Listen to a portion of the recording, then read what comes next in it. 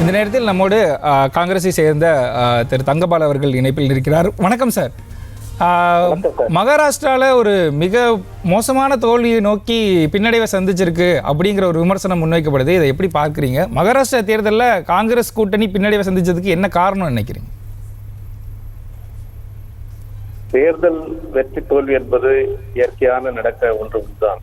அதுல வெற்றி அடைவர்கள் மகிழ்ச்சியும், தோல்வியடைவர்கள் வருத்தம் அடைய வேண்டிய ஒரு அவசியம் இல்லை. மகாராஷ்டிராவில் 2 முக்கியமான விஷயங்களை எங்கள் கூட்டணி செய்திருக்க வேண்டும் என்று நான் நம்புகிறேன். ஒன்று, முதலமைச்சர் வேட்பாளர் யார் என்பதை அறிவித்திருக்க வேண்டும். அப்படி அறிவித்திருந்தால் அதற்கான முக்கியமான வாய்ப்புகள் வெற்றியாக கூட மாறி இருக்கக்கூடும். இருந்தாலும் இப்பொழுது நடந்து முடிந்த தேர்தலில் இந்த எதிர்பாராத நிகழ்வை நாங்கள் பரிசீலிக்க வேண்டிய நிலையில் இருக்கிறோம். ஆகவே கூட்டணியில காங்கிரஸோட பங்களிப்பு ரொம்ப குறைவா இருக்குங்கிற ஒரு விமர்சனம் இருக்கு. 100 தொகுதிகளுக்கு மேல போட்டிட்டு இருக்கீங்க. ஆனா அந்த அளவுக்கு மற்ற இரு கூட்டணி கட்சிகள் கொண்டு வந்த முன்னிலை நம்பர்களை கூட காங்கிரஸ் எட்ட முடியல அப்படிங்கிற ஒரு விமர்சனம் இருக்கு. இதை எப்படி பார்க்கிறீங்க? அது அப்படி சொல்ல முடியாது. அந்த மகாராஷ்டிரா மாநிலத்தை பொறுத்து காங்கிரஸ் ஒரு முதன்மையான கட்சி என்பது இந்த எல்லோருக்கும் தெரியும்.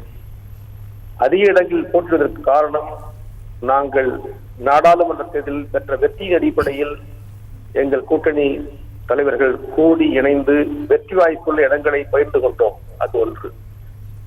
நாடாளுமன்ற தேர்தலில் இந்தியா கூட்டணி ஒரு மாபெரும் வெற்றியை பெற்றது. பிஜேபி கூட்டணி அப்படிப்பட்ட வெற்றியை பெறவில்லை என்பதும் அது வரலாறு. ஆனாலும் கூட நாடாளுமன்றத்தில் வாக்களித்த மக்கள் சட்டமன்றத்தில் வாக்களிக்கவில்லை என்ற வருத்தம் எங்களுக்கு தெரிகிறது. இதற்கான காரணத்தை காங்கிரஸ் இந்தியா கூட்டணி தலைவர்கள் பரிசீலிக்க வேண்டும். என்னை பொறுத்தவரையில் முதல்வர் வேட்பாளர் அறிவித்திருக்க வேண்டும். 1. 2, நம்முடைய கூட்டணி நண்பர்கள் ஒருங்கிணைந்த பணிகளை ஆற்றியிருக்க வேண்டும். 2, இவைதான் இதற்கு காரணம் என்று நான் நினைக்கிறேன். இதில் யார் முதலமைச்சராவது என்ற கேள்வி ஒரு பக்கம் இருந்து கொண்டே இருந்தது. அதன் காரணமாக கூட நண்பர்கள், நம்முடைய தோழமை கட்சிகள் இணைந்து செயலாற்ற இயலவில்லை என்பதும் ஒரு காரணம். ஆகவே இன்னொரு விமர்சனமும் காங்கிரஸ் நோக்கி முன்வைக்கிறாங்க. என்னன்னா, வயநாட்டில் எல்லா காங்கிரஸ் முக்கிய தலைவர்களும் பிரியங்கா காந்திக்காக களமிறங்கிட்டாங்க. அதனாலதான் மற்ற மாநிலங்களில் காங்கிரஸோட செயல்பாடுகள் அவ்வளவு சிறப்பானதா இல்லை அப்படின்னு ஒரு விமர்சனத்தை முன்வைக்கிறாங்க. அது தவறான விமர்சனம். வயநாட்டை பொறுத்தவரையில் கேரள காங்கிரஸ் தலைவர்கள், கேரள காங்கிரஸ் முன்னணியினர், எங்கள் கூட்டணி தலைவர்கள் அனைவரும் அங்கு இருந்து பணியாற்றினார்கள். பெரும்பாலுமான வெளி மாநிலத்தை சேர்ந்தவர்கள் அங்கே செல்லவில்லை என்பதும் உங்களுக்கு தெரியும். அதுவும் உண்மை. அந்த குற்றச்சாட்டு தவறான பார்வை.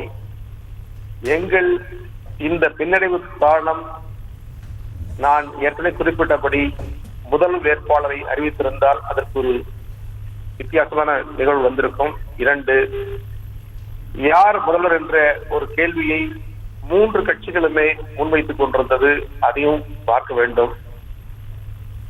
கடைசி நேரத்தில் தேர்தலுக்கு முதல் நாள் முன்னாள் முதல்வரும் முக்கிய காங்கிரஸ் தலைவரும் முக்கிய தேசிய காங்கிரஸ் தலைவருமான சரத்பவார் அவர்கள் அடுத்த முதல்வராக ஒரு பெண் வருவார் என்று அறிவித்தார். அது கூட ஒரு காரணமாக இருக்கக்கூடும். ஏனென்றால் கூட்டணி கட்சிகள் தேர்தல் முடிந்த பிறகு கூடி முடிவெடுப்போம் என்று அறிவித்திருந்தோம். அது நடைபெறாமல் போய்விட்டது. கூட்டணி கட்சிகளுக்கு இருக்க முரண் மற்றும் முதல்வர் வேட்பாளர் யாருன்னு அறிவிக்காததான் தோல்விக்கான காரணமாக குறிப்பிட்டிருந்தீங்க. இத்தனை நேரம் எங்களோட பல்வேறு கருத்துக்களை பகிர்ந்து கொண்டமைக்கு நன்றி சார்.